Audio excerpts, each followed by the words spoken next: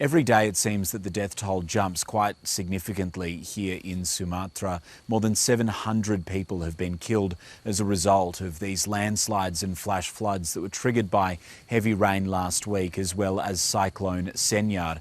But also, quite crucially, more than 1 million people have been displaced as a result of these floods. And with that comes considerable needs that they have, from food to water to shelter. We met some people sheltering in in North Sumatra, and they told us that they weren't getting what they needed. They said they'd received some private donations of food, but they said that they were effectively fighting over what little there was that they had been given. They were quite furious at local officials as well as the central government. In fact, one man who was going through the debris of his what used to be his home called on the government, called on President Prabowo Subianto to come and support his village and to fix his home. He said that he didn't have any shelter to sleep under that night. Now, there have been calls for the central government and for the President, Prabowo Subianto, to declare a national state of emergency in response to these floods,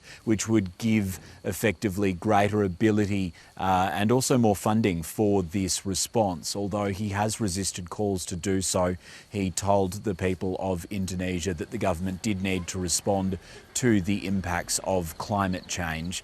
Now, here in North Tapanuli, landslides have been the key issue, and that's something that has, of course, contributed to the fact that there are hundreds of people missing.